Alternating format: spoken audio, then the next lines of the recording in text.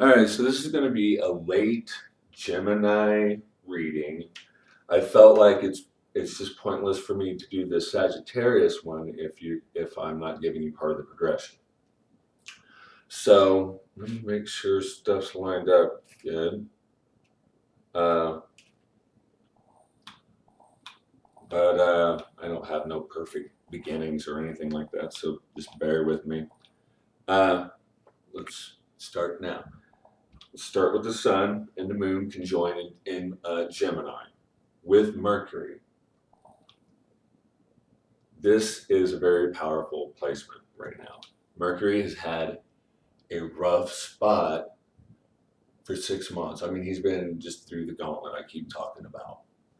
But he loves, this is home. This is home. He functions well. But the problem is he is opposing Jupiter. So, and then we have Mars. Here's the thing. Here's the thing is normally Mercury would function awesome here. But there's such a heavy emphasis on earth and water, it's bringing it to a new level. Um, we're gathering information right now in this lunation for a new perspective, this full moon in Sagittarius. That's the bracket here, the information bracket. That's the gathering information and reaching a truth. And I did skip this video because it was a little bit personal for me. I'm having crazy alignments, like dead on stuff, and it's kind of emotional. So, but anyway, these new perspectives. Well, what is this information that we're gathering? And if we've been following the progression and we've noticed that things are moving, we've had Chiron moving to Aries. We've got Uranus now into Taurus. This is huge. This is going to set in motion a 7-year cycle. Um, and it just passed through that crazy square. And so now, but anyway, we're just starting to get the reverberations of that. So what does that mean for this lunation? And I have been saying that because of the North Node, and we're getting ready to move into eclipse season. Because of the North Node, the universe is calling us for a more of emotional attention. Our bodies have emotional needs, love, stability, commitment, reliability, uh, a need to be nurtured and cared for when you feel wounded, and someone that you trust, that having that energy in your life that's outside of yourself. You can have that for yourself, but that's the information that we're gathering with this Gemini is we other people. We want to communicate that there's a need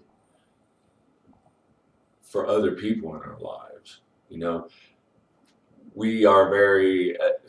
I don't want to be the only person on Earth. I don't want to be isolated person all the time. But it's very hard for me to find people that can keep up. With my emotional needs, and so I have been experimenting with these.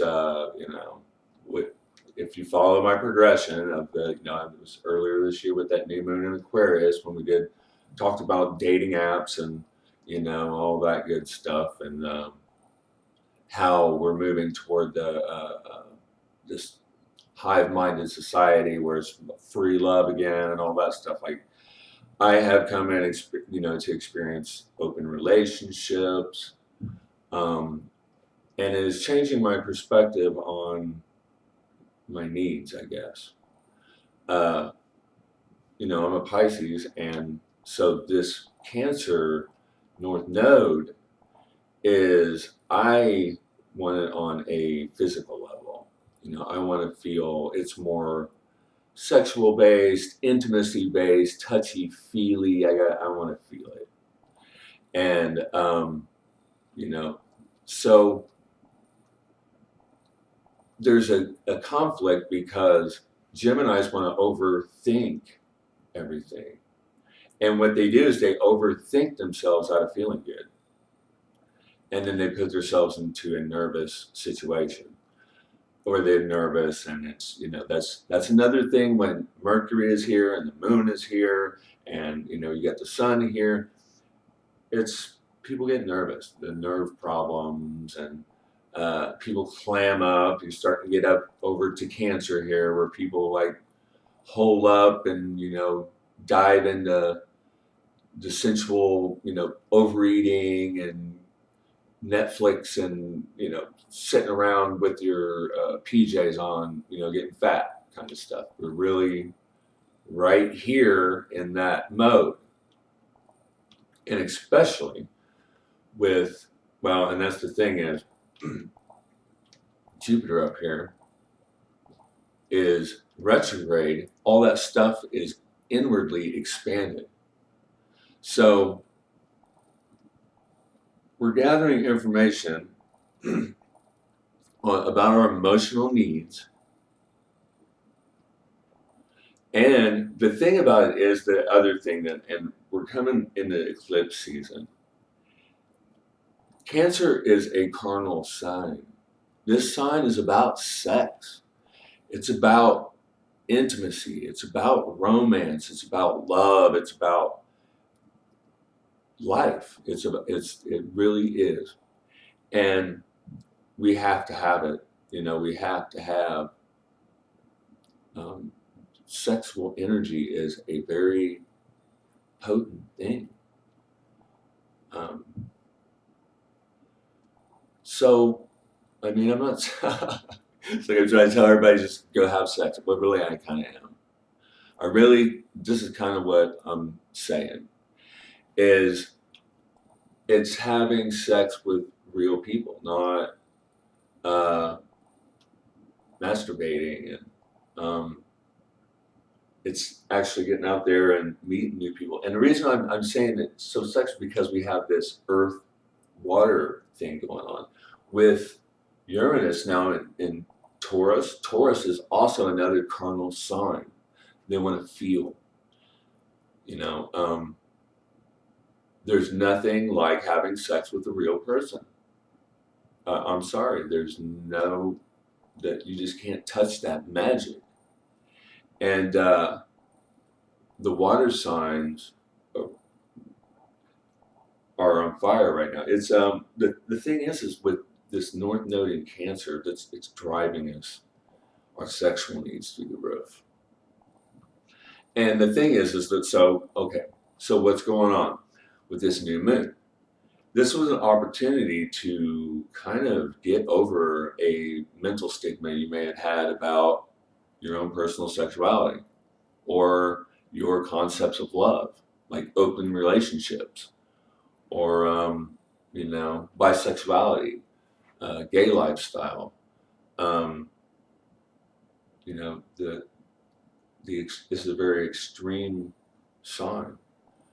Um, so, and you add this carnality of Cancer and Taurus and Pisces is also very carnal, all about the senses, you know, and the abstractions of, you know, uh, going further into the sexual experience, tantric sex. It just that's what I feel here. People need to be having really good sex, but and it has to be real. That's the whole thing. If anything, Capricorn may be the most carnal of all the signs. Capricorn, and I mean, I've been talking about this through the progression. I mean, of the videos and stuff. Uh, this alignment up here, the stuff we've got coming up, there is a need to make this real. to people are like blowing me up about when am I going to meet the right person? When am I going to meet the right person? Well, the thing is I don't know, but I know that the need for that is here. You know, you figuring out what you got to do and where, you know, how. That's what I was talking about. The paradigms that you're building in your life right now, that's your game. You know, wherever that is for you on an individual level, um, you want it to be real. Saturn and Capricorn, and it's carnal. You want to feel it. You want to feel the Taurus luxury. You know, you want to feel good, and I mean, it's so. And but right now is a very sexy time. Uh, I think this is going to be a hot, steamy summer for a lot of us. Uh, I'm feeling it, and you know. So anyway, but my get back to this progression up to the new uh, or the full moon in Sagittarius. When we've gathered all this information, we've got our little, you know,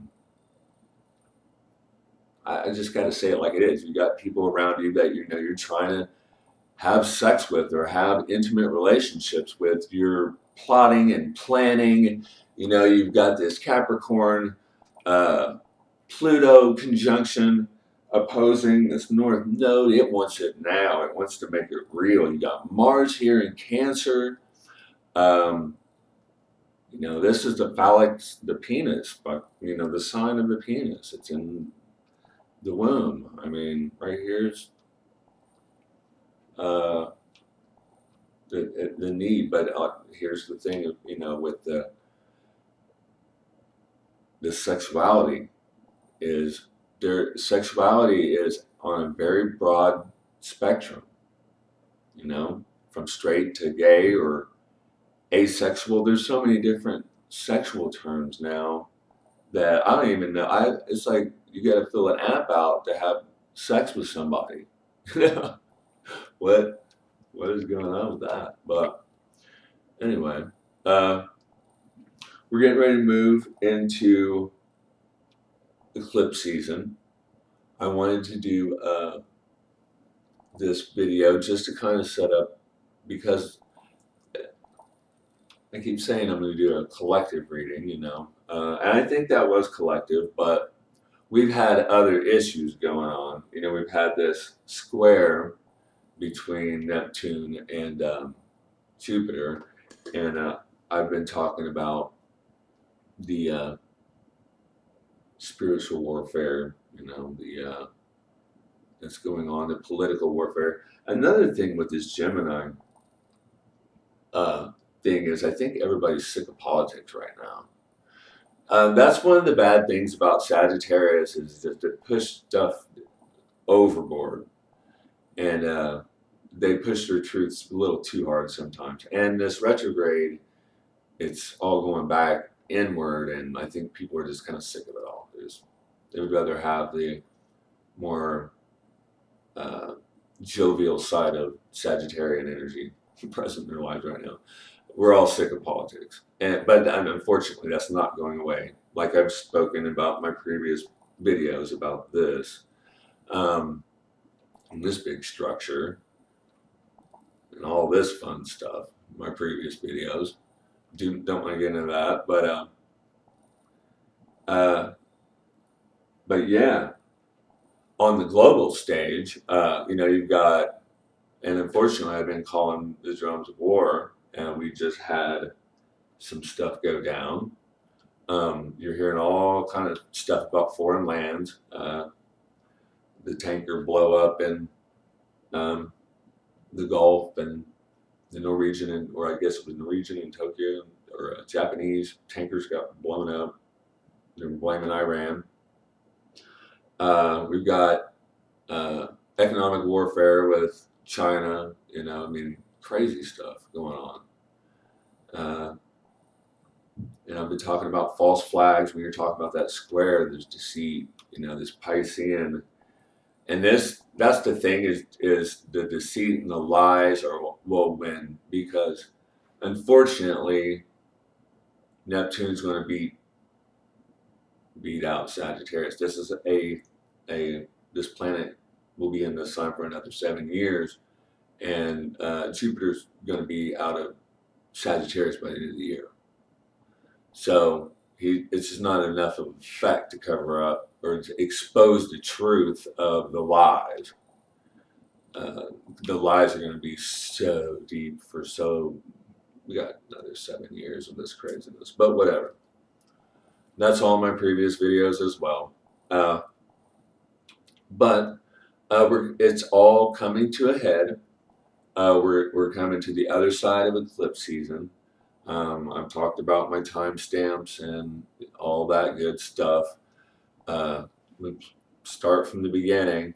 On Facebook, there's a couple videos that I had erased off of YouTube because I don't want to get in trouble for any kind of plagiarism or anything like that. I would never want to take anybody else's work and take credit for it. But please go through the previous video. I mean, this is a cyclic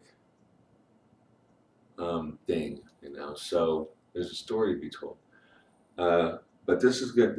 We're coming to a culmination, and we're starting into eclipse season.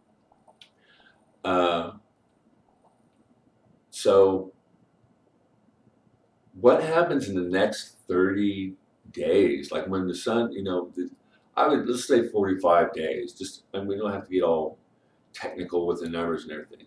In the next 45 days, pay attention to what you're bringing into your life, because the things that you're bringing into your life at this time will either be ending or setting into motion the next 6 months when it comes to eclipse energies, new beginnings and endings in one's life. And that has to do with, I think, love, sex, romance, all that stuff, on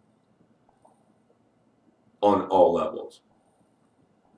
So, but anyway, there's so much going on in the stars, and it's just so. I don't want to make these videos like so long, but I can't help it. I haven't figured out how to, fit it all into this little perfect package thing. I don't really roll like that. When you do that, you spend more time doing that than actually, experiencing the joy of doing this. I want to do this. But anyway, let's see here. There's also a lot of stuff. You may be backwards here, but I got to read here. So, but when you're talking about a Gemini, you're talking about versatility, high contrast, a lot of openness. That is the kind of the qualities that we really need to be um, acting on right now. We don't need to be acting on this hard square and pushing political views. Geminis are very mental people. They love the mental dexterity, and they're all over the place, and it's a beautiful thing. But not everybody can handle that all the time. And especially with Jupiter opposing, it'd be a little bit of a chatterbox, or have nerve problems. A lot of big nerve issues. Really nervous right now. Can't talk to someone you want to talk to. You want to have sexual relationships with, but you can't talk with them because you're having emotional problems. And now you've taken that new perspective, and with Jupiter retrograde, beating yourself up. Oh, I'm fat, or you're over making it overboard, overthinking it. Right now, it's more of just act. Don't really think about it. You know, the I don't know. Some people, I guess, that's their thing. That's what I can't. I can't categorize anybody, because that's the thing about Geminis is you can't categorize Gemini because it's the spice of life. It's variety. It's everything. It's you can't even. That's why they square me. It's so. But anyway, so I don't really care to. I need the more carnal signs. I need the more um, uh, physical, lovey-dovey, touchy, emotional, or just downright physical. Because the thinking is just, I think, too much, and I don't want to think. I want to feel good. The North Node in Cancer saying feel good. Come back to the body. Have some sex. Have an orgasm. Have some fun. Do something new. Uh, get out. Flirt. You got Pisces. You got this Neptune in Pisces. Perform. Get out there and uh, make that magic happen. You know, bring sexy back. Venus is moving in. I've got to do this. I got to draw out my Sagittarius chart. So, uh, yeah, I just put so much work into this, and I'm still skipping over so much of it. But I have to erase it and do the Sagittarius one. And I'm drawing all over it, crazy and stuff. Uh, but anyway, I'm gonna get out of here, guys. I need to get motivated for this Sagittarius full moon. Happy Father's Day. Um, I hear a lot of people on other channels say hit the little bell and you'll get notifications if you're into it. If not, whatever. Love y'all. Peace.